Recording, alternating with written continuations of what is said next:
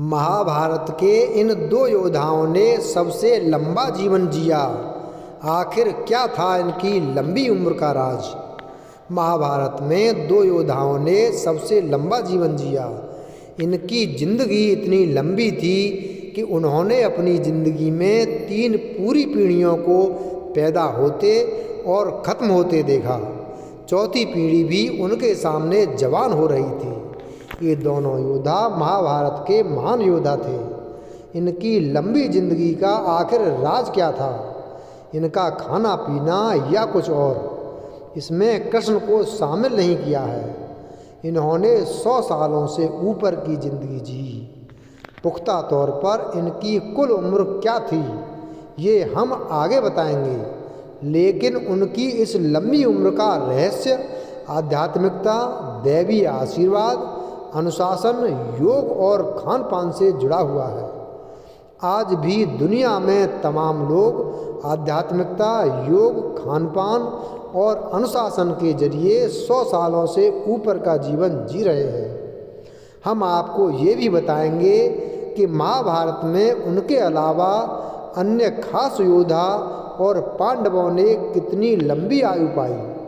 आइए पहले जान लेते हैं कि ये 2 महान योद्धा कौन थे जिन्होंने उस दौर में सबसे लंबा जीवन जिया।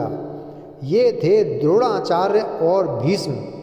दोनों की उम्र 120 साल के आसपास थी। दोनों शायद और लंबा जीते अगर वो महाभारत के युद्ध में मारे नहीं गए होते। हालांकि भीष्म को तो इच्छा मृत्यु का वरदान मिला था, लिहाजा उन्होंने महाभारत के युद्ध में बुरी तरह घायल होने के बाद लड़ाई खत्म होने के करीब 20 दिन बाद प्राण त्यागे। महाभारत में भीष्म और द्रोणाचार्य जैसे पात्रों की दीर्घ आयु के पीछे कई वजह थीं, जो खास तौर पर उनकी जीवन शैली से ज़्यादा जुड़ी थीं। द्रोणाचार्य की लंबी जिंदगी का रहस्य उनके योग, एक्सरसाइज, युद्ध कलाओं का अभ्यास और पवित्र शिक्षक की जिंदगी में था। भीष्म के बारे में महाभारत और शास्त्रों में ये कहा गया है कि उनकी आयु 110 से 120 सालों के बीच थी। दोनों योद्धाओं ने जिंदगी कड़े अभ्यास वाला जीवन जिया। दोनों ने अपने कर्तव्यों का पालन किया। उनका जीवन कड़ी अनुशासित जीवन शैली वाला था। द्रोणाचार्य मार्शल आर्ट के मास्टर और एक समर्पित शिक्षक थे, जिसने उनकी शारीरिक फिटनेस और मानसिक पैनेपन में योगदान दिया। उनके जीवन में भी संतुलित पोषण शामिल था। भीष्म की तपस्वी जीवन शैली ने भी वर्षों तक उनके स्वास्थ्य को बनाए रखने में महत्वपूर्ण भूमिका निभाई। इस युग में आहार संबंधी आदतों पर भी काफ़ी जोर दिया जाता था। आहार प्रथाएं प्राकृतिक और पौष्टिक खाद्य पदार्थों पर जोर देने वाली थीं, जिनके बारे में माना जाता था कि वे स्वास्थ्य और दीर्घायु को बढ़ावा देती हैं। भीष्म ने आजीवन ब्रह्मचर्य की भी प्रतिज्ञा की हुई थी। दोनों ही रोजाना के जीवन में आध्यात्मिक अभ्यास करते थे, जो उनके शरीर को निरोग रखता था। महाभारत युग को अक्सर ऐसे युग के रूप में माना जाता है जहां लोग कम प्रदूषण, स्वस्थ रहने की स्थिति और मानसिक और शारीरिक अनुशासन पर जोर देने के कारण लंबा जीवन जी सकते थे। ये कहा जाता है कि उस समय के लोग 100 साल की उम्र में भी उतने ही स्वस्थ हो सकते थे जितने आज 70 साल के लोग हैं।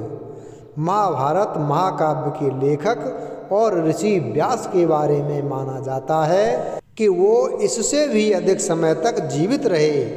उनकी उम्र शायद 130 वर्ष की थी। व्यास जी की माँ भी सत्यवती थीं और पिता ऋषि पाराशर। उनके जन्म की एक अलग कहानी है। महाभारत से संबंधित जानकारी देने वाली किताबें कहती हैं कि भीष्म ने शायद जिंदगी सात्विक आहार का पालन किया, जिसमें ताजे फल, सब्जियां, साबुत अनाज, मेवे और घी और दूध जैसे डेयरी उत्पाद शामिल हैं। प्राचीन ग्रंथों में आहार में संयम के सिद्धांतों पर जोर दिया गया था। भीष्म ने संयम से भोजन करने का अभ्यास किया होगा, अधिक खाने से परहेज किया होगा, जो स्वास्थ्य को बनाए रखने और ज़्यादा खाने से जुड़ी हुई बीमारियों को रोकने के मामलों में अहम माना जाता है। किताबें कहती हैं कि भीष्म पितामह अनुष्ठान के अलावा खान पान में मांस के सेवन के पक्ष में नहीं थे। क्या आप जानते हैं कि महाभारत के दूसरे प्रमुख योद्धाओं और पांडवों की उम्र कितनी थी? महाभारत के पांडवों की उम्र का सटीक वर्णन कहीं उपलब्ध नहीं है, लेकिन विभिन्न स्रोतों और घटनाओं के आधार पर इसका अनुमान लगाया जा सकता है। युधिष्ठिर पांडवों में सबसे बड़े थे। उनकी उम्र का अनुमान लगभग 90-100 वर्ष तक का लगाया गया है। युधिष्ठिर के बाद भीम की उम्र थी।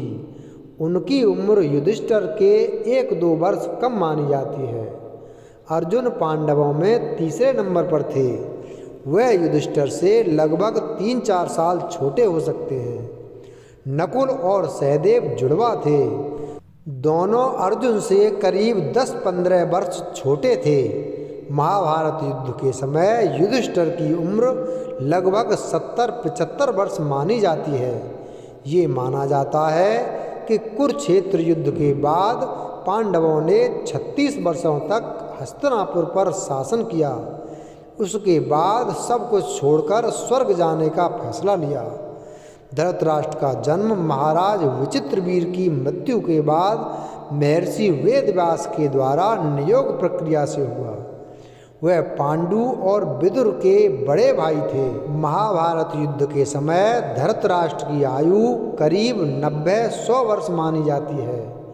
ये बात इस तथ्य पर आधारित है कि दुर्योधन और उनके भाई बहनों की उम्र युद्ध के समय लगभग 50-60 वर्ष की थी। महाभारत युद्ध के बाद धृतराष्ट्र, गांधारी और कुंती ने 15 वर्ष तक हस्तिनापुर में निवास किया। फिर वो वनवास पर चले गए। फिर करीब 2-3 वर्षों के बाद जंगल में एक अग्निकांड में उनकी मृत्यु हो गई। महाभारत में कितना लंबा होता था 1 साल? महाभारत के युग में वर्ष की अवधारणा चंद्र सौर कैलेंडर पर आधारित थी। इसका मतलब है कि एक वर्ष की गणना आमतौर पर चंद्र और सौर चक्र दोनों के अनुसार की जाती थी। चंद्रवर्ष में लगभग 354 दिन होते थे, जो 12 चंद्र महीनों पर आधारित होते थे, जिनमें से प्रत्येक औसत करीब 29.5 दिन के होते थे। चंद्र कैलेंडर को सौर वर्ष के साथ जोड़ने के लिए समय समय पर अतिरिक्त महीने जोड़े जाते थे। सौर वर्ष लगभग 365.25 दिन लंबा होता है। चंद्र और सौर वर्षों के बीच के अंतरों को समेटने के लिए प्राचीन भारतीय कैलेंडर में समायोजन शामिल किए गए, जैसे कि हर कुछ वर्षों में एक अतिरिक्त महीना जोड़ना। ऐतिहासिक गणनाओं के अनुसार चंद्र कैलेंडर को और सौर चंद्र के साथ तालमेल रखने के लिए हर 5 साल में 2 अतिरिक्त महीने जोड़े जाते थे। इसका मतलब है कि 5 साल की अवधि में दोनों प्रणालियों के बीच विसंगति को ध्यान में रखते हुए लगभग 12 अतिरिक्त दिन जोड़े जाएंगे। वीडियो अगर पसंद आया हो तो वीडियो को लाइक करें, चैनल को सब्सक्राइब करें और बेल आइकन प्रेस करें। धन्यवाद।